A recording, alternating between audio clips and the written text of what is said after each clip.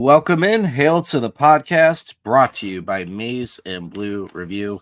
We cover Michigan for the Rivals Network, which means you can find us at michigan.rivals.com. We are here following a Michigan victory over USC, one that a lot of people were almost writing in with Penn at the beginning of the year, and then one that most Michigan fans did not think could happen at all heading into this weekend. And then we kind of had a tale of two halves. It's an interesting situation. And there is a split amongst the fan base, those that are happy to take the W and talk about what's moving forward, and those that are still absolutely miserable at some of the struggles this team is having. We're going to dive into all of that here on this episode. So just the two of us, just the two tonight. Brock Heilig is going to be covering some other things for us this evening. So just going to be myself, Trevor McCue, senior editor, Maize and Blue Review, and Intel Insider publisher, Mr. Maize and Blue Review himself, Josh Henschke, who recently had to drive to Chicago for a 20-minute meeting as he renews his passport for his voyage back to the homeland. But how are you doing other than that? I'm good. Yeah, I'm finally feeling well. I had COVID, which kicked my ass for 2 weeks. And yeah, I finally just stopped coughing. It was like last week I probably could have went, but I was coughing like every 2 seconds when I was trying to talk, and that just would not have been a good combo. It just would not have been a good podcast. So yeah, feeling good. Yeah, glad to be coming back after a win. That's helpful too. But I'm sure we'll talk about some complaints and all that stuff too. Yeah, there are plenty of complaints. Never. Yeah, exactly. Well, and look, some of them are fair. I am someone who has been. Sure. I don't know if complaining is the right term, but when I do some of my analysis, I've had some concerns and some things that I've pointed out that have been frustrating, and I get it. I do think there's another side of the coin where I always tell Michigan fans where it's like, man, we look at these seasons in such happy ways, but we forget week to week how frustrating sometimes these victories can be, where Michigan just finds what feels like the most painful way possible to win a football game, right? So look, this was obviously the big storyline coming in was Alex Orji starting, and then whether or not Colston Loveland would play. Those two things together seemed massive. Loveland accounts for 40% of Michigan's receiving at this point. So Alex Orji not having that top weapon was going to affect the game plan, and it did. 12 pass attempts for 32 yards in the Alex Orji start. I mean, you think of the Penn State game where Michigan just leaned into running the football, but that was a little different. That was a game Michigan was in the lead and almost like trying to hit cruise control to get home, I guess. They had to fight back and come back and win in this one. Orji's the starter for good. Like he will be the starter moving forward. Sharon Moore said that today. Look, obviously what happened Saturday, game plan or not, is not sustainable. I don't think it's the plan either, but where are you right now in terms of what Alex Orji didn't do on Saturday, which was turn the ball over, and what can he do moving forward to just bring something to this offense in terms of a passing attack? Well, completing a pass is a good start. I think that's probably priority number one in terms of the future there. But yeah, I mean, Michigan's just got to ride this Orji train until the wheels fall off, and you just hope at this point that the wheels don't fall off. The 0 picks, the 0 turnovers from a quarterback perspective is good. That's a good thing. That's something that you can build on, obviously. I would much rather see a ball hit the turf than hit, a defender's chest and interception or whatever. So I think at this point, you have to, obviously going with Orji was the right move here, for obvious reasons. I mean, A, you won the game. B, you did you had a game-winning drive to win the game. And C,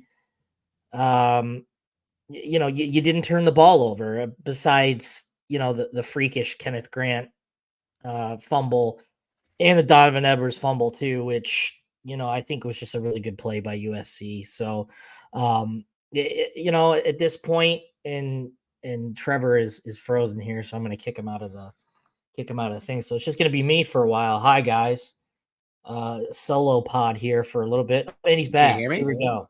You're back. You were frozen for a good 5 minutes. I think I was just sitting here still, honestly. Well, you were frozen. Okay. You were frozen. Weird. Yeah. All right, go ahead. Anyway, yeah, I kind of just lost track of thought of what I was doing there, but there's always one moment where our podcast gets completely derailed. But I think at the end of the day, Michigan won the game. They played winning football. Yeah, it wasn't what you'd like it to be in terms of a complete performance, but the major boxes were ticked off, and you had a guy, granted, it was on the shoulders of Kalel Mullings, but you had a guy that led your team to, through adversity and out on the other end with a with a win. And I think, as long as the turnover free football continues, you're just going to have to deal with, the deficiencies in this offense and whatever it looks like. Because if there were picks in that game, Michigan was not winning that game at all. They won despite the turnovers. As I mentioned, the freakish Kenneth Grant one, and Donovan Edwards, and is what it is. But yeah, as long as it's it's a win. A win is a win. You don't apologize for how you win. You don't apologize for how you get there.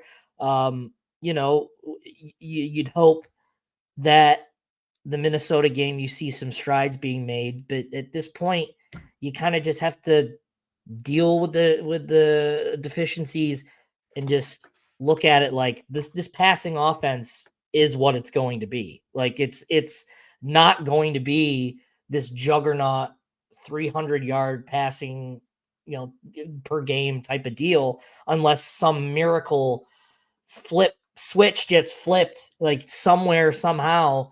But again, they won the game. Orji took care of the football. You just kind of have to deal with it and see what happens. And then kind of just go from there and see what happens from there, and hope that there's some tangible growth from one week to the next. And I think outside of the quarterback position from week 1 to now, there has been some tangible growth, and obviously the quarterback position, you had to change quarterbacks and everything, but I think, there's stuff there that you can look to and say that there's improvements going on. And but yeah, I mean, I don't know, the passing game right now, I mean, it's just, I'm gonna say it. It is what it is right now. You already said it once, you just didn't realize it. Yeah, it's just this is what the passing offense is going to be until they can kind of figure something out. I don't know what something is, but you just have to hope that they kind of figure something out. Well, it's not going to be 32 yards. Like that's just not going to happen again. Colson Loveland coming back is obviously a huge factor in that, I think. The weird thing in this game, Orji was 7 of 7 on throws 9 yards or less. He was 0 for 5 on throws 10 yards or more. So the one thing with Davis Warren that was kind of interesting was he was actually pretty good at pushing the ball down the field. It was the interceptions in the intermediate range, and even in the missing on some of the shorter throws. So it's kind of bizarre how they flip this. Like, Orji's not going to get better not throwing the football. Yeah, we spent all year talking about how we think they want Alex Orji to be the quarterback because of the extra element he brings to this offense. Even just the threat of him running, we saw the factor that was having in the Reed game with Mullings and Edwards. Look, he made some bad reads in this game. He did not read the defensive ends. There was a couple times he should have kept it and probably would have had an easy run. And throwing the ball, I think about this a lot. We talked a lot in 2021 about this with Cade McNamara. And we talked about it a little bit in 22 and not at all in 23. And it was giving your quarterback the confidence to throw the football. Orji's never going to get to a point where this staff trusts him like they trusted JJ McCarthy. It's just not going to happen, right? But Cade McNamara, I remember throughout 2021, when he was taking these checkdowns and taking the easier throws, we'd go back, on cut-ups with Toski or whatever it might be. We'd go back and watch clips and be like, oh, there was a guy open. Oh, there was a guy open. Why didn't he see this guy open? We obviously had this in the USC game where Samaj Morgan cooks his dude. Nobody's within 30 yards of him. Could have walked into the end zone, and the ball doesn't get thrown to him, obviously. But I wonder, you're scaring the crap out of your quarterback to turn the ball over. Are you scaring them to take any chances as well? And on the flip side of that, you got to scheme for him. Give him the play action deep shots occasionally where you can tell him, look, throw it where only your guy can get it. If it's an incompletion, we live another day. Or even on 3rd and long. Instead of a screen pass, take a deep shot. If they intercept it, so what? You were going to punt it anyway. Give him these shots at times where it's okay for him to make a mistake, but maybe he makes a play too, right? And that's where I'm with you, where like the offensive line is getting better, but there still continues to be some protection issues. That's why when everybody was screaming about the quarterback change with Warren, I wasn't trying to say, look, I think Warren is perfect. I thought he was better than people were saying, and I also didn't think the quarterback change fixes everything. There's still offensive issues. The O-line did play a little bit better. There's still, again, some formation, play calling things that trip me up a little bit. I want to talk about the running game a lot, but we'll get to that in a second because this all kind of syncs together. I still have no idea what they're doing with the wide receivers on this team. Samaj Morgan had 3 targets, 3 receptions, 6 yards. Fred Moore, who to my eye looks like Michigan's best receiver at this point, but can't play. They're just not putting him on the field. I think he had 3 snaps in this game. Tyler Morris had his 1 target, no receptions. I understand the no block, no rock thing, but again, for I don't know how many games this has been, but I remember I talked about this in the last game too. But your leading snap getters at wide receiver, Tyler Morris, 29, Kendrick Bell, 29, Peyton O'Leary, 22, CJ Charleston, 22. That's almost 100, right? 1 target combined on all of those snaps. So I understand the blocking thing, but then you also have to throw the ball that the guys are out there, and the guys that are just there for receiving purposes, are they not getting separation? Do you not trust them? What in the world is going on here? And that's still a big problem for me when we're talking about the quarterback in this offense. Is I literally have no idea what to make of the wide receiver room at this point. How they're using these guys. If you're asking me for an answer, I don't have one either. I mean, I really don't know. I mean, the wide receiver usage is part of it. I don't think it's 100% all of it. I think it's the whole offense as a whole needs to be better. Pass protection is a big part of it because, you got to give your quarterback time. I know a lot of those pass plays is that you got defenses just you got defensive ends just swarming on Orji, like 2 seconds in, like it's just like he's not at that level where he can process passes like that. So I don't know. Like you got to dumb it. You got to dumb it down at this point. You really got to put it like bare bones, elementary level route concepts and scheming to get these guys open at this point, and to allow, allow Orji to to process things, the passing game, because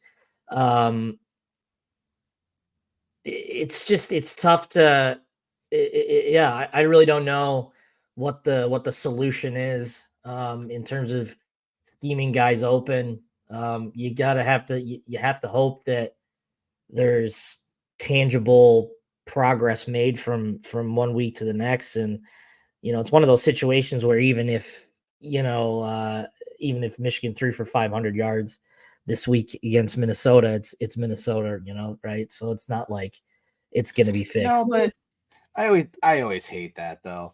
Like, you can only play the opponent that's on your schedule, and we can adjust relative to that. Like, and there's metrics that adjust to that. Like, there was things in the Arkansas State game that we could have seen that would have made us that. Well, there were things I did see that made me feel good about going into the USC game, and that some of those trends did continue into this game as well. So I do think there will continue to be positive, but it's more like, where's the path, right? So when it looked the running game, we could see something tangible there for the last few weeks. Yeah. Saw a lot of it last week, and then obviously saw it big time against USC. I mean, I don't know how many times we've talked about this going back to last year. Again, we are hardly, I'm not trying to pat ourselves on the back like we are geniuses or anything. A lot of people thought Kalel Mullings was probably more the running back one in terms of your early downs, in terms of your short yardage, that Donovan Edwards could be explosive when used as the change of pace back like he has been his entire career at Michigan. And we saw that against USC. That last drive, Michigan says, hey, Kalel Mullings, take us home. Yep. Of course he does. And that obviously changes the way we feel about this entire football game. But moving forward, I continue to feel really good about Michigan. Look, Sharon Moore said smash, smash, smash all offseason, right? We knew they were going to run the ball. Against Texas, they went away from the run really quickly. They seem to be forcing pass. They seem to be getting out of their base formations and doing a lot of weird things. And after the game, Kurt Campbell said something about, well, once you go down early, talking about how that impacted the game. And in this game, we saw, even when Michigan began to trail and had to fight back, they didn't get away from playing Michigan football. That was a really strong sign, in my opinion. I agree. And I want to take a moment here. Thank you, Michael. I appreciate that. Appreciate the donation. That really means a lot to us as we grow and things like that. So I really appreciate that. I also want to answer this question. Thing is, we only saw 40 yards of rushing before we do a lot of option stuff. So what about total? Yeah, it's the whatabouts and all that stuff. At this point, you got to go with who got you there, and it's Orji from here on out. Unless again, as we said, the wheels totally fall off, and the big thing for Tuttle is he's got to stay healthy. There's nothing tangible out there that suggests that he is even capable of playing a whole game. He can't. He's having issues throwing the ball and all that kind of stuff, and always has something lingering that pops up. So yeah, if Tuttle can get healthy, I think first of all he's going to have to prove that he gets healthy. Well, like you said, stay healthy. Yeah, my biggest fear is you bench Orji. Now you've benched both these QBs, and Tuttle goes out there, and even if he's good, is he going to be able to then go through another full week of practice and another full game and then another full week of practice? Right. I don't know. I continue to feel like the Tuttle infatuation is the quarterback I haven't seen must be the better one and must fix this problem. Right. I'm not sure that's what it is, but that's how it feels to me. Yeah. But that's just my opinion. Out of all three quarterbacks, I think Orji elevates your offense to another level with his own play, with his own athleticism, because now, you're automatically occupying a defensive player when you're out there. If you're Orji, you're going to have a spy on you at all times. If you're Davis Warren, you're not commanding a spy. Tuttle, you're not commanding a spy. And so now, with the passing game still trying to figure things out, you don't have that freed up defender. So to his point, though, and I think I've seen this with some people too, he said 40. It was 52. Orji had 52 rushing yards on 12 attempts. And there were a couple of runs where it was like, is he really that explosive runner? He seemed a little tentative, maybe not as fast as people thought too, right? So I get what he's saying from that is like, we did do a lot of option stuff. But I'm with you. I think they're gonna ramp that up, and they're gonna add that's more also instincts to part the of offense. figuring it out as you go. I mean, yeah, he's probably not as explosive because he's thinking. He's not playing freely. He's thinking too much. He's not letting the game come to him, and that's that's a scheme thing too. You'll start to see more explosive plays the less he thinks about stuff, and that's when you kind of see the offense taking that another step too. Is when Orji is like the mental part of the game, figuring it out. That's not even the right word I was thinking of, but Processing. yeah, thank you. There it is. The processing is a big part of the quarterback position, and you're watching him. You can see him process as he goes, and that's holding him back. That's taking a step or two away from him because he's trying to figure it out. And obviously, you can only learn to quickly process things when you get live reps. It's live game reps, practice reps.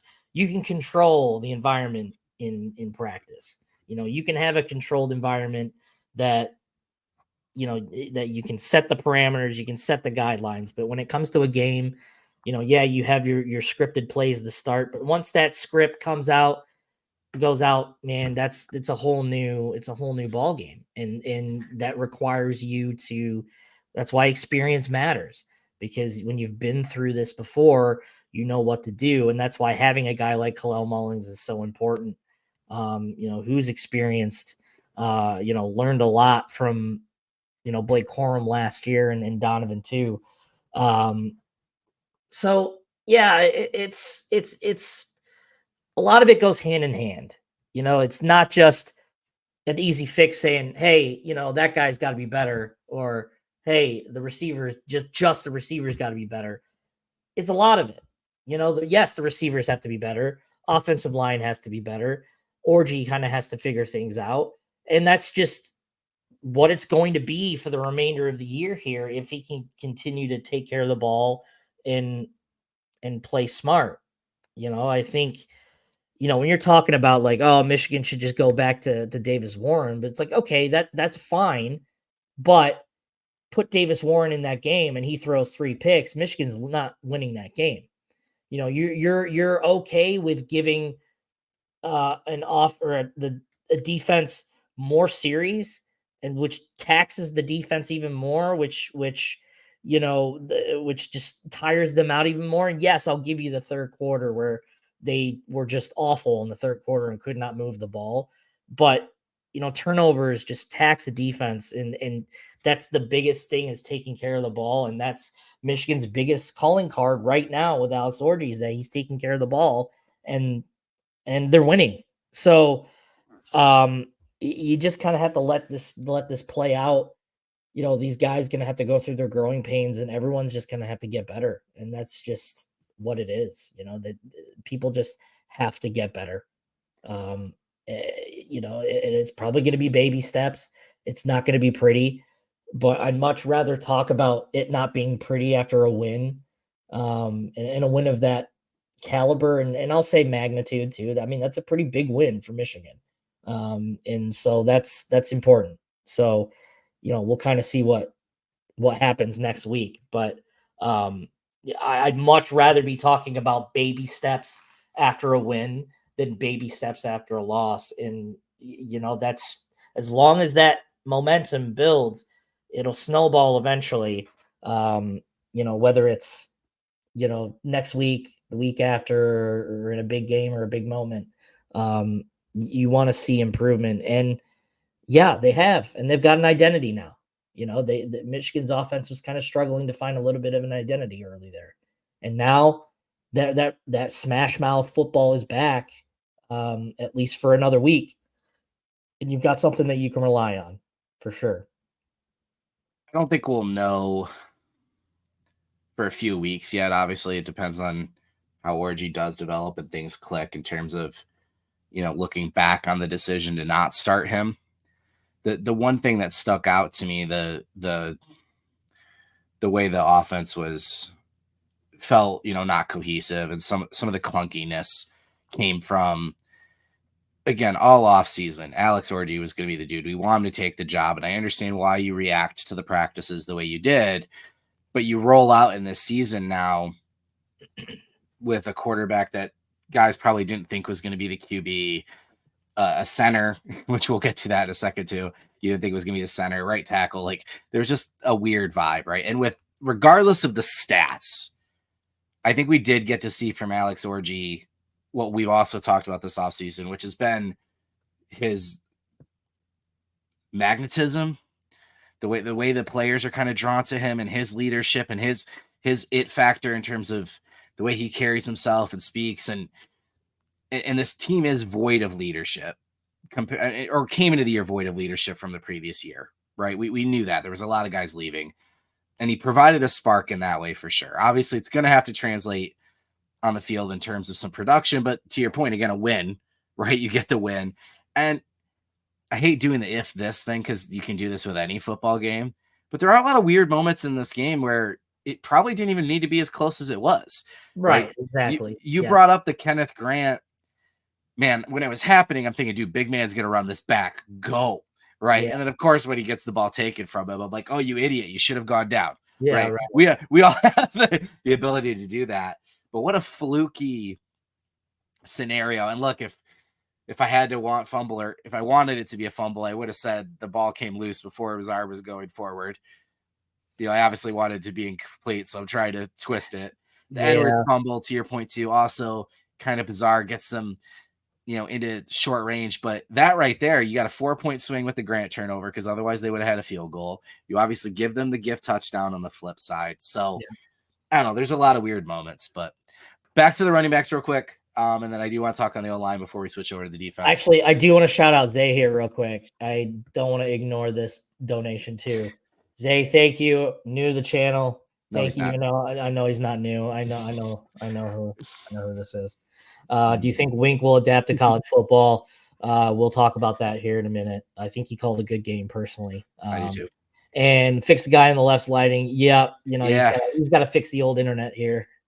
I got sent to the basement. I apologize. Yeah, you're in the gulag currently.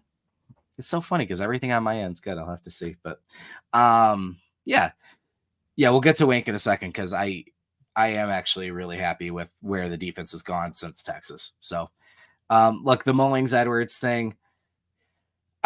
Look, I've got the split up here. They've got very similar carries, 53 to 50. Mullings now has more, but 429 yards to 224, 8.1 yards per attempt on the season for Kalel Mullings, 4 touchdowns.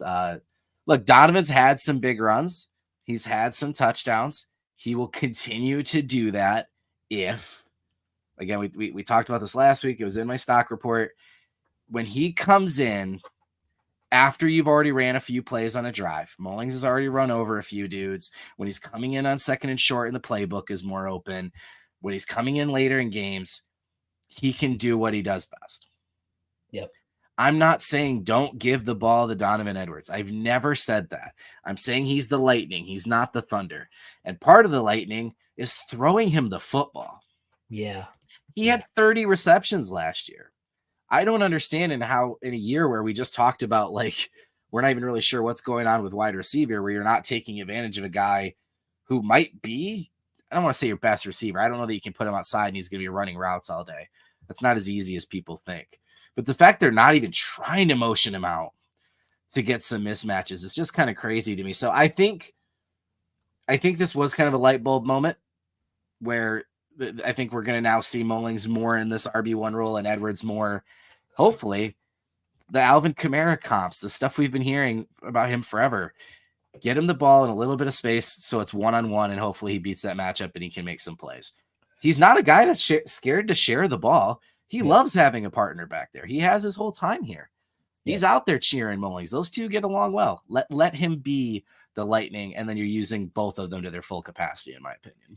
Yeah, the way they set up Donovan for that long touchdown run was exactly the way they need to use him. And Donovan would be perfectly fine being used that way too.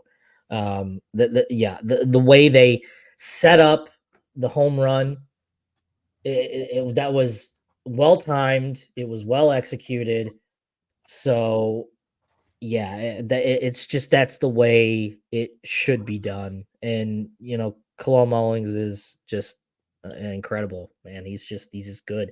It, he's proving every week. I mean, even Sharon Moore's a mini, man. Like, he's making it really hard to say like you can't play him, and that's the way it should be. You always should have someone pushing you, and Mullings has got to be RB1 at this point. I mean, yeah, you can still make the carries fairly even, and they are, and there's a way to do that, but there's still a way to have even carries, but have a feature back and have a guy that can do the things you need to do in crunch time. And um, Donovan can still be that guy, but he's much better spelling someone.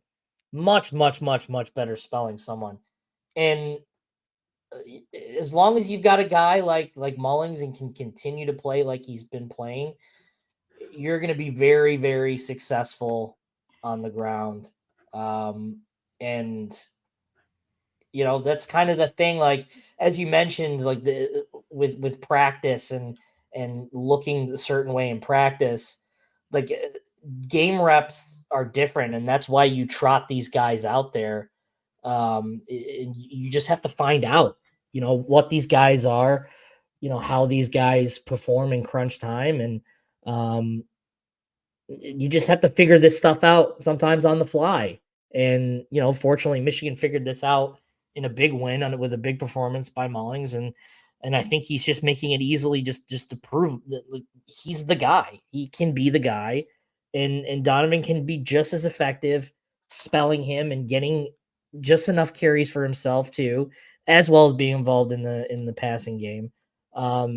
So yeah, look, I mean, it's impossible to make for Mullings to not be RB1 at this point. I mean, it's impossible. It's just if that's not the case, then you're just being stubborn at this point. You're just trying to square peg a round hole thing type of deal here. I mean, just go with what works.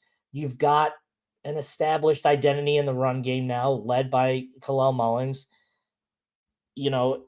Right now you kind of have to ride that horse a little bit until everything else catches up. But I mean, at this point, I mean, what else can you say about Kalel Mullings and what he's done for this offense and what he means to this offense right now? And the fact that we're even talking about whether or not he should be rewarded right now is crazy to me personally.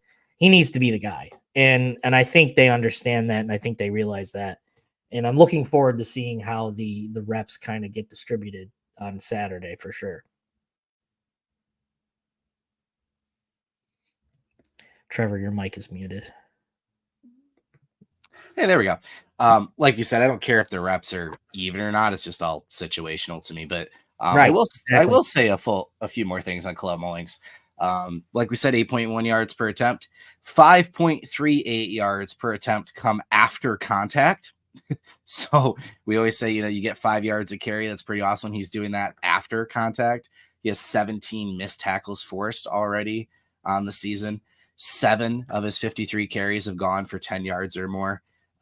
He is, I mean, the Hassan Haskins comps at this point are just too obvious. The former linebacker always gets the extra yards. We saw it, the long run against USC easily could have gone down 3 times on that and just kept going and going and eventually gets the huge run that, frankly, I mean, they're not winning the football game. I don't know if the offense had shown at that point they could be aggressive enough to get down the field with big plays. So getting the chunk play from him was massive. And then obviously from 2 yards out, 4th and goal, there was no clear path in, but he found it. So, Yep. Do you want to talk on the O-line real quick? Yep. I think, look, Evan Link gets brought up a ton, right tackle, obviously against Texas. Not a great day. 10 pressures allowed in that one. He's got 15 on the year. You can see the growth with him. I believe the Mullings play we just talked about, he had a huge block on. There's a few where he's come out as a lead blocker and he's done well. He allowed 2 pressures against USC. Still had some moments in pass pro. Obviously isn't grading out as one of the better of the 5 linemen, but we continue to not hear any chatter about him. Right? We don't Yeah. hear anything about Gentry. We're not seeing them flip in the game. Yep. He's a guy that they're like, look, this is a redshirt freshman. We think he's going to have growing pains, but we think he's going to get better week to week. At center, though, much like I was just saying with wide receiver, I honestly continue to have no idea what's going on. I stopped paying attention at one point to like when the centers were rotating. And then I felt like every time I looked, it was a different one. Yeah. Yep. I still have to go back and chart it all for sure. But it's so hard for me to question, obviously, a staff that the multiple Joe Moore awards and the line depth and whatever, but with how important the center position is and the uncertainty you've had at quarterback, or at least inexperience, whoever's been back there, you're dealing with inexperience. I am surprised how much they continue to rotate center. I'm also surprised because, look, with Link, former top recruit, he won the job over a couple guys that have been in the program for a while but didn't have a bunch of experience on their own either. We've been hearing hype about Greg Crippen for 2 years. He learned behind Olo. He learned behind Nugent. He's looked good. The offensive line as a unit has looked better when he's out there. Not that Dom hasn't been out there and made plays too. I don't get it. Like, are you scared to make it? There's no way the rotation is better than one of them playing, I guess is my point. Right. Like, No, at some point, it's got to be one of them, right? You can't keep doing this. It seems really odd at the center position to have this much. Yeah, no, I don't understand it at all. I guess the only argument you can make, in which I don't really buy it, is that they kind of grade out similarly. You know, maybe one guy kind of grades out a little higher than the other. But I mean, at what point do you just kind of look like, hey, this guy was on the field for this touchdown drive. This guy was not on the field for this touchdown drive. I mean, I think, I haven't charted it, obviously, but I think it's pretty clear that Greg Crippen has been on the field for more of Michigan's touchdown drives than he hasn't been in terms of Dom Jadis. At this, I don't even know. I don't know. I don't know what the plan is, what the benefit of switching both guys in and out, especially when you got a quarterback that's trying to figure it out on the fly. I mean, I don't. Yeah, because I will go as far as to say if you think that Jadis is the better center, okay, you're the coach. Okay, go ahead. I do think it's Crippen, but I'm fine saying I'm not saying I know that for a fact and you're wrong. I want to know why playing both of them is better though. Right? Yeah. One or the other, I don't care. Like, that's my thing. I'm with you. I think I could make the argument. I think Crippen would make more sense, but I'm willing to let you tell me you think Dom grades out better. You think Dom does this or that. You got to pick one at this point. We're going into week 5, and I think it was 2-1. How many snaps did Crippen have? Yeah, he had 20, and Dom had 38. So yeah, it's almost like a 2-1 split. Yeah. It's just, I don't know. It's just weird to me. I don't. And again, at a position that feels important. Yeah. That is, I mean, one of two positions that touches the ball every single play, the center and the quarterback. And that center quarterback relationship and chemistry is hugely important too. I mean, thankfully there hasn't been any issues in terms of snap exchanges and all that kind of stuff. That's been clean, which is a positive. But this is a situation where it feels like you just got to go with one and just go with it. It kind of feels like the quarterback situation. Like, just go with one and stick with it. The shuffling in and out just kind of doesn't make sense. And if you're looking for the entire offensive line to gel together, and if you're shuffling one guy in out one drive and the other, who you may communicate better with one over the other, which is another thing too. I think Michigan communicates better with Crippen in there than they do with Jadis. I don't know. I don't know what you're doing. I don't know what you're doing. I think it's ridiculous, the whole thing that they're doing. They need to figure out and just stick with one group of 5. Obviously, if they're healthy, stick with one group of 5 and let them have at it. let him go through the growing pains like you're doing with Evan Link. I know, obviously, you're bringing in Gentry as a jumbo guy, but you got to let these guys A, play together, B, learn together, and C, grow together. And if you're I don't even necessarily know if you're even disrupting that by switching guys in and out, but it just doesn't. There's no continuity. I mean, it doesn't. You need a guy. You need an anchor, and maybe it's neither guy is that anchor. But at this point, I just don't understand. I don't understand that shuffle.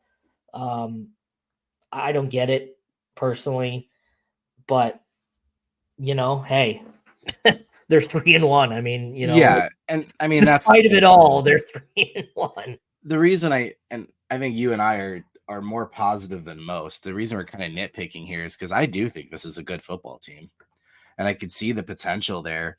And the USC win gives you an opportunity to kind of reset the expectations of your offense as well. And I can see where things are going forward. They're going to work. I go back to even the first game of the year with Fresno and then Texas as well. We're seeing more jumbo. Gentry played 14 snaps, Arkansas State 8 this week. We're seeing more inline tight end. Obviously, Loveland is out for this game. Klein gets hurt late. Those guys healthy are going to change the look of the offense as well. But I can see them finding this groove of getting back to the basics of Michigan football, doing the smash thing. And I do think, look, Orji's going to get better. I think they're going to add more to the offense. I think, frankly, they're just really behind. Yeah. I think they're implementing a lot of stuff now and figuring things out now that they probably should have been doing at the start of fall camp. And that's part of it is they're just behind. But it's not the world is over. There's things to grab onto. I really like what Mullings is doing. Obviously, we've seen how Edwards can be explosive. I think what Orji can or can't do on the offensive line. Hinton has not been unbelievably elite. He's been an upgrade at left tackle, though. Preeb and El Hadi have both been really good on the interior. Again, neither one was ever going to be Keegan and Zinter, but they're doing a really good job there. But yeah, improvement. They got to get better every week. And that's what this team has always done, so hopefully it continues. Yeah, exactly. I just like to see the offense for 1 week play with a stack deck. They've had issues where one guy's got a nagging injury. Tyler Morris been banged up. Loveland obviously is a big one. I would love to see this offense play with a stacked deck and play like they have been, like obviously with improvements, but play with that positive momentum that they're building. I would just like to see that happen at some point this year. And injuries are part of that. And I think Michigan has had incredible injury luck outside of Blake Corum's injury against Illinois 2 years ago. I think they've had really incredible luck. And Zinter, obviously going down against Ohio State, not great. I disagree. I think they've overcome some pretty big injuries, but I know what you mean. Yeah, I mean, we're talking like wholesale injury. I mean, now you've got multiple injuries across on both sides of the ball. And what Loveland? I mean, you reported pretty early in the week. If it had been up to him, he would have played. Yeah. Obviously, he doesn't get the clearance, and they feel better not risking, longer term. But it feels like it'll trend towards him playing, hopefully Saturday. Do we hear anything on Klein and his hammy? If that was did he talk after the game to Jansen? I think he did. I don't know. Maybe I misread something. We'll find out later in the week. Everybody says they're fine on Monday. Yeah. Right. Well, I think the big thing is, I mean, they might not even play Loveland this week too, just to give him another rest for a big road game coming up against Washington. Night game, yay. They might sit him. I mean, and I'd be fine with that, honestly. I think they'd be okay with that. We've seen them do that in the past, but yeah, I mean, we'll see. I mean, I don't think Loveland is willingly sitting there going, yeah, that's fine. You don't have to play me. I mean, he's going to be begging to go out there. So we'll see. But I think the big one obviously is Will Johnson. And from what I was told, He's fine. He spoke to the media today, which Michigan never does if a kid's injured Right. and not expected to play. From what I understand, he's just got this lingering injury that he's going to have to deal with. That's not necessarily going to slow him down. I'm obviously not going to go get too deep into the weeds with injuries and stuff like that, but it is a nagging injury that he's just going to have to deal with that isn't going to, I guess, hinder him in terms of being able to move sideline to sideline and things like that. So, yeah, I mean, mostly good news. Klein, haven't really heard anything from him, so we'll kind of see. I don't know. I mean, that could have been who knows. I mean, could have been a cramp, could have been anything, but yeah, we'll kind of see how the week develops. Obviously, Monday it's way too early. Guys aren't even going to be in pads yet until tomorrow. Today is more of a walkthrough type of deal. Or excuse me, actually, today's a whatever you call it, a opportunity practice for guys who didn't play in the game. They practice today, so tomorrow will be more walkthrough ish stuff. So we'll see how the game. We'll see how the week develops, but I think Michigan's kind of dodged some bullets in terms of long term stuff with some of their key guys, which is good news. So, yeah, we'll just kind of see how it develops.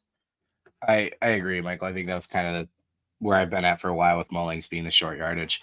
The things will look a lot better with Mullings' game where first down carries, playbook opens up a lot with 2nd and 3 instead of 2nd and long. Yeah, absolutely. Yeah. It's really that simple. So Detroit Lions fan here too. I want to mention Will Johnson injury, Hill and Hall, their best game. I know we're going to talk about defense, but I absolutely agree.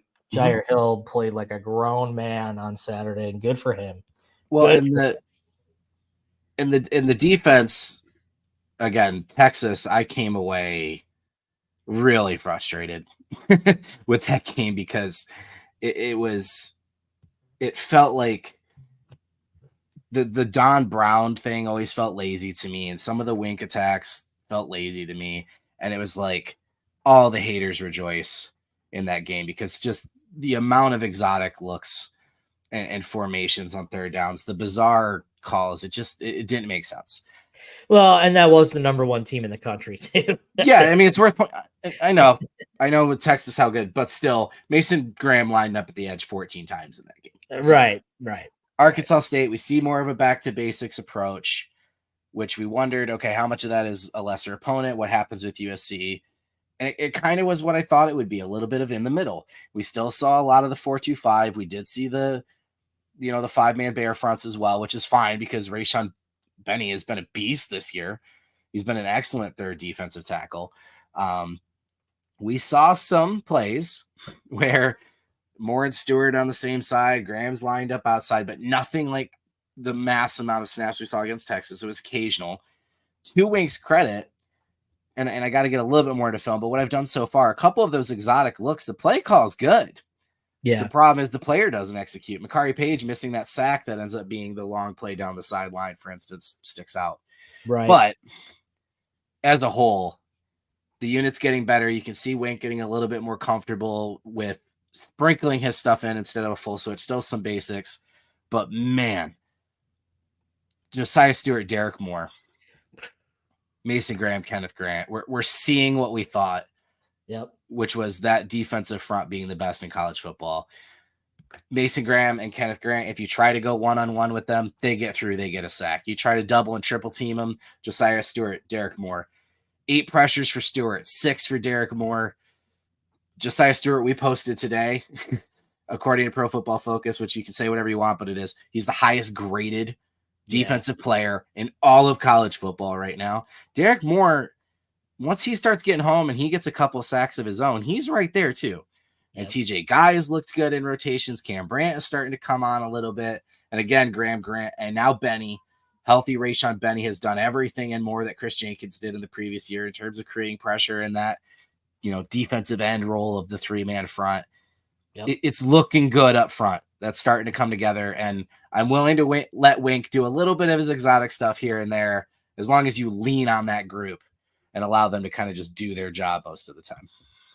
Yeah. I think the substitutions and stuff made a little bit more sense to on Saturday. Yeah. I think there was more rhyme to reason, and those guys were rewarded too. I mean, I think as you mentioned, like TJ Guy played really well, Benny really well. I think this offense is going, or excuse me, this defense is going to really live or die through the front four. I mean, I think the linebackers are still kind of going through it a little bit. Jay Mhm. Sean Barham has not been the guy that we've heard all through camp, and that's sometimes that happens. Um, as we mentioned, the practice is you can kind of control the environment a little bit, and you know, You know gain what somebody snap. told They said he's a cold-seeking missile. So that he's a hard-hitting linebacker, but right now he doesn't know where he's going or where he's supposed Yeah, to be. a lot of that is processing too. I mean, he's still kind of figuring out this is a new scheme for him, and I think once the year goes on, you'll start to see um, Barham figure it out a little bit more. But I mean, Hausman's been fine. Jimmy Rolder has been incredible. What a pleasant surprise he's been, Jimmy Rolder. Good for that kid, man. Good for that kid. What a pleasant surprise he's been. Well, and Uh, they needed that third yeah, when linebacker, they needed especially with that, some of yep, Barham's struggles. So when they needed that depth, yeah. And we weren't really expecting Barham to struggle as much as he has, but yeah, you've got that depth now. Hood's did play a little bit against Arkansas State, but didn't see the field against USC. But man, yeah, now Rolder, good for him, man. He'll keep seeing the field more and more too. His plate is going to get fuller and fuller, and he's going to earn every bit of that. So, good for him. But I think this defense is going to live or die through that front four. And if they continue to play like they have been, or like they have last week, they're going to be the ultimate equalizer for you because they're going to shut down your rushing attack. I mean, you're talking about, I think, if I remember correctly, I think this is a top 15 unit against the rush, or they're pretty close. I can't remember. I'd have to go back and look at my rankings, but they're pretty darn close. They're really good against the run this year. So 11th. 11th, yeah, there we go. So yeah, 11th against the run in the country. That's really good. So obviously you'd like to see things get tightened up a little bit more, and that just, especially communication wise, I think that's their big issue right now. I Last agree. year their big calling card was what do they call it? Obnoxious communication.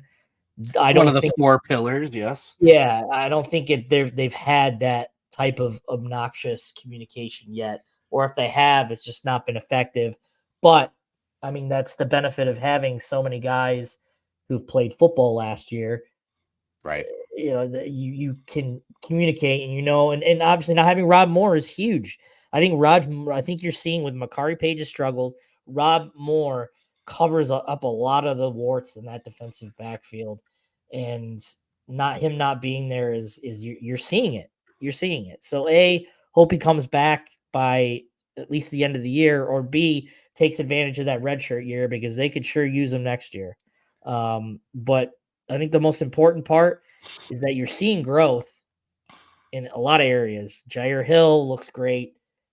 Amir Hall has been getting more playing time, and the fact that they thought that they could sit Will Johnson, even though he could go out there and play, and they sat him in a crucial part of the game, and they were okay. I think that says a lot to the trust that the staff has in the young guys, and B, the growth that these young guys are having as well. Yeah, and I want to mention too. I was talking about the defensive front. Ike Awuna is a Yeah. guy. When you talk about the fall hype translating, I'm still Yep. very confused by the Anoeta usage. But Ike is a guy who we heard things about in fall camp, and he's starting to earn it on the field. He's getting more and more reps every week. He's looked really good when he's been out there as well. So some of that depth is developing. You brought up the safety spot right now. Makari Page and Quentin Johnson are both playing a lot. Quentin Johnson, they're asking a lot of him this year, kind of to do some Rod Moore-like stuff and kind of help with the Sainers still. He's been sent on blitzes quite a bit. He's come up in coverage. He's gone back and played safety. Like you said, not Makari Page's best game, unfortunately. But part of that too, the secondary in general, like you said, I mean, we saw, was it Jair Hill and Page on the touchdown? Where like Hill started to come up, and I'm not sure what he was coming up for. And Page is the deep safety, and his only job in that situation is to cover that deep route, and he lags on it. And then we had the other touchdown where you've only got two corners on the one side, and one of them blitzes. There's a guy wide open, nobody over there to cover him on the, and I don't know where the play call was messed up because there's a blitz on the other side as well. So it's tough to know who to blame, but you're seeing before snaps too, guys pointing and still running around. They definitely don't have this defense down like they did last year, which is not, I mean, look, as a national championship team, as a team with a bunch of returning starters, like you said, guys that had been in the system for multiple years. I mean, it was another language to them at that point, the way they could read and react and know what each other were doing. That's the benefit of having such a veteran team. Yep. I am optimistic they're going to get there. I do feel better about the defense than I did a few weeks ago, because we're starting to see, I agree, that those things that we expected to see, which is pressure up front, forcing the quarterback to make mistakes. I don't know if I said this or not. 27 pressures. Yeah, like that's a lot, and only 4 sacks. They're still struggling on the sack conversion. But I think that'll come. That's kind of been a thing Michigan has struggled with in the past too. Where they get a lot of pressure and they don't necessarily get the sacks. We thought there'd be more sacks this year. That hasn't translated yet, but we'll get there. In the secondary, like you said, Jair Hill, who's gotten a lot of criticism early, had himself a game, 2 pass breakups, did allow the touchdown with the Page situation. I'm not really sure. And again, it's tough to know. They both kind of did something weird there. But Will Johnson is so funny to me. Why teams continue to think, look, he's going to give up a catch or two every game. And sometimes it's because he's trying to make a play, but he's going to make that play. Like jumping that interception again, just like he did against Arkansas State. Now the most pick sixes in Michigan football history. I remember Brock asked us at the start of the year if there was anything Will Johnson could do to like get to Charles Woodson's level in our mind. Like, dude, you won a Heisman, you had 18 interceptions. I don't know. I don't know. It kind of reminds me of some of the GOAT basketball player debate where it's like, Kobe was never going to pass Michael Jordan, right? Will Johnson's never going to pass Charles Woodson, but he's pretty close to locking in the guy you say right after you say Charles Woodson. Yeah, absolutely. God, that guy's incredible. I mean, he's done that twice, 2 games in a row. He's baited a quarterback all game. You know, it's a build up. It's this cat and mouse game build up to where he finally got it. You know, he got, it's just, or not 2 games in a row. Sorry, Fresno State. He did it earlier. Yeah. I might have said something earlier that tripped It's unbelievable what he is able to do in terms of mind games with an opposing quarterback, because that's not just like a one-off, like, oh, look at this. You know, it's right there. I mean, that's realizing what he's doing and picking up trends and tells and all that stuff in film that happens before the game. And then you got to trick a guy during the game. It's just incredible what he's able to do and what he means to this defense. Enjoy him while you can, folks, because that guy's a top 5 pick in the NFL draft this year. He gonna get paid, and he deserves every dollar, every cent of his rookie deal in the top 5 picks. He's gonna deserve that. So, yeah, that guy's incredible. He's been such a damn pleasure to watch these last couple of years of just how good a cornerback play is. I mean, he's just incredible what he's able to do. Yeah, I remember after the Fresno State game, it was like, oh, Texas is going to pick on them. Not if they're smart, they won't. And they exactly. Did. So. Exactly. You brought up Hill doing really well. Zeke Berry continues to have one of the hardest jobs, I think, on this team of replacing Mike Sainristil. Yeah. Look, he has moments. He's making plays. We're seeing all the potential, and again, doing a little bit of everything in the run game, breaking up passes. I think he is getting picked on a little bit in the passing game because of what Michigan does in zone coverage and not knowing, again, some of the issues they're having with safeties as well. They're finding these gaps, and he's getting picked on a little bit there. Mm-hmm. But I wanted to bring up him and then also Brandon Hillman. Oh, yeah. Great. Yeah. Hillman was a guy that when Keon Sabb transferred, I was like, look, Hillman's going to have a Sabb-like ascension at this point. And then obviously Wesley Walker transfers in, Jaden Mangum transfers in, and we're not really sure. You know, we heard Hillman will get reps at the nickel spot even because he's just too good. They'll get him on the field. And now that we're 4 games into the year, Mangum, you know, was having not issues with the playbook, but it was lagging a little bit there. Now he's dealing with some injuries. Wesley Walker's become a real situational guy in terms of, you know, they're bringing him in, you know, in some coverage situations, but he's not playing a ton. Brandon Hillman had 37 snaps in this game. Yeah.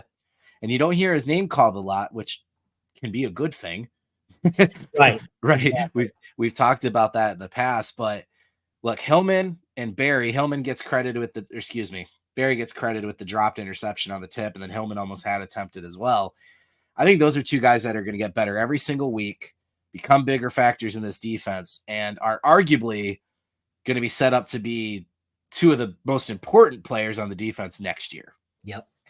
Yeah, absolutely. I mean, you look at, I'm just going back to Zeke Berry real quick here. I mean, you look at his targets, receptions, and yards. You know, he had 13 targets, 8 receptions for 112 yards. And you look at that, you know, at face value, and you go, wow, how has he had a good game? He's everywhere. That's the reason why is Barry is everywhere. And yeah, he's never going to have 0 yards on targets. It's, you know, 112 yards isn't the best day ever, but when you factor in what Michigan asks that young kid to do, it's really impressive. So I think he's only going to get better from here. You know, can play multiple positions. And it's just everywhere you see the ball, you see Zeke Berry not too far away. He's always around the ball. So that's, you know, you look at kind of the wide angle lens of the game, and you think, wow, he gave up 112 yards. I mean, that's, you know, it's kind of a lot. Yes, but you know, it's what the other things he's doing. And Hillman too didn't get targeted once, but he's just a guy that is everywhere. You know, 37 snaps, you know, a 66 overall grade in coverage from PFF, which is considered about average. But when you look at what he's doing, it's good. There's a lot of good there. There's a lot of good tape that he's putting out there right now. So yeah, 2 guys that, you know, you're going to rely on. Well, 3 if you include Jair Hill. 3 guys that you're going to rely on in the future there. They're getting some really valuable snaps, and are only going to get better from here on out. So really impressed with Brandon Hillman. And yeah, they're only going to get better as this season progresses. Well, and this is why, you know, the numbers provide so much context, but it's always kind of good to go eye test, film review numbers, put them all together. 70 of those yards that Barry came up were yards after the catch on missed tackles that he didn't have. Yep. Right. So yes, he allowed the reception, but it wasn't even his broken tackle that allowed all the yards that ended up hitting him. So I just, again, where they're at and where they could go, I continue to be happy with those guys. You brought up linebackers. Let's touch on it. Maybe that was kind of mean what I said about Barham, but but there's some of that, right, in coverage, and it's not just him. Whenever they drop back in zone, we see this all the time where there's like multiple guys that just, it feels like they don't know where their assignment is. They're not reacting. It's happened with him quite a bit. I'm not shocked by that because at Maryland, there were some coverage issues, right? When people are like, oh, he's bad. He's a bad football player. He's not. No. Right? This isn't a guy that we haven't seen play before and we were trying to project. We know what he did at Maryland and how good he was and how good he could be in an upgraded defense. what I've been kind of surprised by is the gap integrity. Multiple times in the run game, he's not going to the right gap, or he's not reacting to. You've got that defensive line in front of you. Trust them. They're going to get to their spots. You get to yours. You know what I mean? And maybe that's what's ingrained in him from playing at Maryland a little bit, that he thinks he's got to try and make a certain type of play every single time. And he finds himself out of position a lot because Michigan will run different twists and stunts, and Graham and Grant get to where they're supposed to be. And then this lane opens up, and by the time he reacts to it, he's not there, or he's getting a missed tackle. Houseman at this point has been the better linebacker. Yep. Both of those guys are kind of playing different roles. Houseman was more of a Will in the previous year. He's been the Mike this year. That was something we kind of heard was going to happen as the season went on, that change would be there. And you brought up Rolder as well. Again, I hate using the word concern, but just talking about the defense, where we've talked about where there's improvement, places where we're excited. I remember in 22 having a lot of these same conversations with Colson, and Barrett. Mm-hmm. The last time, Michael Barrett's dad still gives me crap to this day about this. The last time I picked on Michael Barrett and how bad he was in coverage, he had 2 interceptions, including a pick 6 against Rutgers the very next week. So fingers crossed, Barham has a couple picks coming. But it kind of reminds me of that 2022 where you were replacing some big names, but you had some guys coming back. It's not a no-star defense. There's stars on this defense, right? Mm-hmm. But instead of 23, where it felt like all levels of the defense were working together in this really great synergy, it feels like the front has its moments, the secondary has its moments, the linebackers have their moments, but they just haven't clicked as a unit. Yeah. David's right. The growth is happening. I agree 100%. I think Rolder stepping up and adding that third linebacker is a big piece too. But is that where you're at? Like, I'm not ready to freak out. Yeah, no, I know what Houseman can be. I know what Barham can be. I feel like it's got to click at some point. I think some people just need to realize that, this isn't going to be perfect overnight. It's not going to be 2023 level defense, which was arguably one of Michigan's best defensive units of all time, really. Yeah, we had conversations about 23 versus 97. Right. Like that's how good that unit was, yeah. Some people in a I want everything now world that we live in, this isn't one of those things that's going to happen. I mean, yeah, next week they might come out and look elite, look like 23 defense against Minnesota. It's a gradual climb, because you have to look ahead to the future a little bit in terms of this defense. I mean, it might even look ahead to not this year. It might have to look ahead to next year. I mean, yeah, they're losing a bunch of guys after this year, but when you're talking about the Jair Hills, when you're talking about even Barham, who has a year that can come back, Houseman can come back next year. You have to kind of look ahead, and it's sometimes it's a slow climb. And the same thing happened with Michigan. And the same thing happened with 21. Slow climb to get to 21. Yeah, some changes had to be made, and some mindset changes had to be made. But when you've got that ground level established, to get back to that level, sometimes the baby steps are really all that you can ask for, and give you enough to say, like, hey, we've got something here, and this is something that we can build on. So I think every week Michigan has taken a step forward. I don't think they've taken a step back in on defense. And yeah, say what you will about the passing game, whatever. Michigan has taken steps forward each week, whether it's in one specific area over the other. Eventually, those steps are going to be in unison, whether that's next week, whether that's week 10 or whatever. Eventually, it's going to catch up.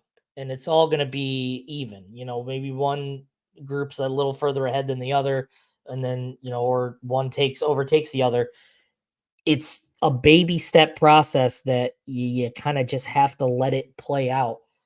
You can't, everyone wants to see immediate immediate growth, immediate results. It's just sometimes doesn't happen that way. We were talking about 17 to 22-year-old kids that, aren't robots. They're human beings, and everyone kind of learns differently and picks up things differently. And it's just, you've seen growth from Fresno State to now. You've seen growth, and that's all really you can ask for. Michigan's 3-1, probably about where a lot of people thought they would be. I mean, yeah, I predicted a Texas win, but whatever. They're about where we thought they would be right now at 3-1. Big win over USC. That's all you can really ask for right now. And Michigan still has a long way to go. They're not perfect. They probably won't be perfect. No, they won't be perfect this year. They've got a lot of growth to be made in a short time here, in the weeks ahead to compete against the likes of the Oregons and the Ohio States. But from a defensive perspective, there's a lot to like.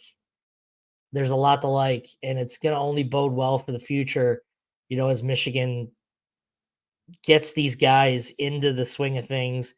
And then when you start looking ahead to the future and maybe the transfer portal or whatever, I think the future is still bright with this program, and you can see a good football team there. It's just everyone needs to kind of get up to that unison lockstep, and they're just not there yet. And I don't know when that'll be. I don't know what that will look like, but this is not a complete football team yet. But when you're talking about a not complete football team at 3-1, you'll take that all day for sure.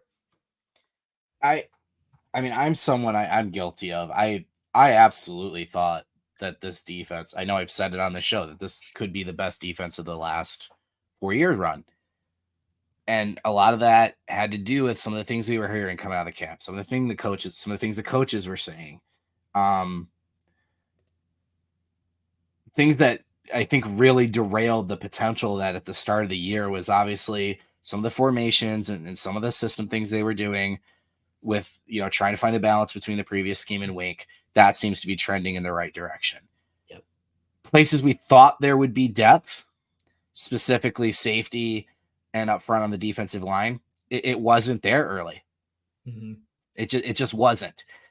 In the last couple of games, we've started to see, we've talked about TJ Guy, we talked about Cameron, we talked about Ike. Again, I don't know what's going on where Enoeda's not getting the opportunities we thought he would, but whatever.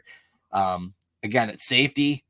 Page and Johnson are still playing a ton, but we're seeing Brandon Hillman come on. Wesley Walker's getting more reps. So it's like, okay, we're starting to see this come along where it's kind of similar to what we said with the offense. I think maybe they thought they were farther ahead than they actually were.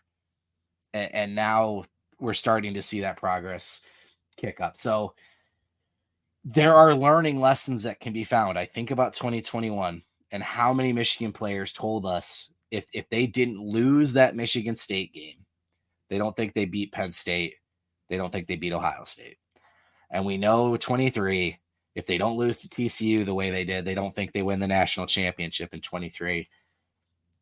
I'm hoping, trajectory-wise, now that you get the USC win out of the way, and you are 1-0 in the Big Ten, and you do still have everything in front of you, I hope this team goes on a trajectory where they can look back at that Texas game and say, hey, nobody likes losing a football game, but that game is the reason we did XYZ. We were able to accomplish these things. Maybe that was the wake-up call they needed to separate from, we spent an entire year talking about continuity and everything staying the same. It's not the same. Right. And maybe that was the wake up call that they needed, that like, hey, we can still have this culture, but maybe we were riding that natty thing a little too far. And it was good. It was good to get a chip on our shoulder. The defense at this point, I am a big fan of SP plus. I still want to call it S&P plus. I know it's just SP plus now. I've always been a massive fan of it. Bill Connolly does incredible work. He had Michigan winning this game by 4. Won by 3. I thought it was interesting going into it. I tweeted on Saturday, man, Vegas and analytics loved Michigan in that game. So they obviously knew something. But yeah, the defense is now 5th in S&P plus, which is really, really good. The offense is 61st. So obviously hope to continue to see improvement there. So Michigan this week will play Minnesota, a team that, I mean, I don't know if anybody was nicer to Michigan last year than PJ Fleck. Maybe he always wants to keep that door open where he can potentially come. He's looking for that assistant coaching job when Minnesota. Yeah, maybe. But look, the Little Brown Jug's a fun rivalry, lopsided as it is. There's just some traditional, Big Ten fun to that. Obviously, you hope that's not a close game. Michigan can show up healthy and leave healthy, get a big W, continue to take some strides offensive, defensively. Because like you said, there's no cakewalk this year. Going to Washington is not going to be easy. Indiana looks like it's going to be a tough game. Yeah. There are some metrics that show Indiana might end up being favored in that football game at this point. All props to Kurt Spaghetti. I thought his talk, especially at Big Ten Media Days, was over the top, but he's backing it up. So props, dude. Walking the walk, good there. And obviously, look, Childs at Michigan State continues to make plays and mistakes, as you would expect from a first-year starter. We just got done talking about it with some guys on this roster. That roster at Michigan State we knew was going to have a lot of growth it would need to make this year, but Jonathan Smith's doing a great coaching job. That's not a bad football team. Mm-hmm. And if you're Sharon Moore, you do not want to lose to Michigan State in your first year. So, and then of course you get to November. And you've got Oregon and you've got Ohio State. So real quick, because we're already over an hour here. Where are you now, expectations-wise? I mean, I feel like at different points in this offseason, we've talked about, look, if they can get Cade McNamara play out of the quarterback, 11-1's there, 10-2's there, to at our lowest moments, like, man, 6-6 and 7-5 is on the table. Yeah. The range of outcomes has continued to be wide. But beating USC, arguably the way they did, and then some other teams that we just mentioned with their improvement, where are you? Is 9-3 and finding a way to sneak into this playoff still the best outcome? And is it the most likely outcome, or do you think it's something worse than that? Yeah, they're probably a 9-win team right now. I think I don't know the way the top 25 is breaking down right now. I don't know if 3 losses will get them there. However, the 3 losses will be to arguably, if it all holds up, number 1, Texas. Ohio State's going to be a top 5 team. Right. Oregon, top 5, top 10, 5-10. Either way, all top 10 losses. Does that get you done? I don't know. I think Michigan needs to steal either Oregon or USC in order to get to that 10-win thing, because I do think Michigan's going to be undefeated heading into the Oregon game. They're going to have to steal one of those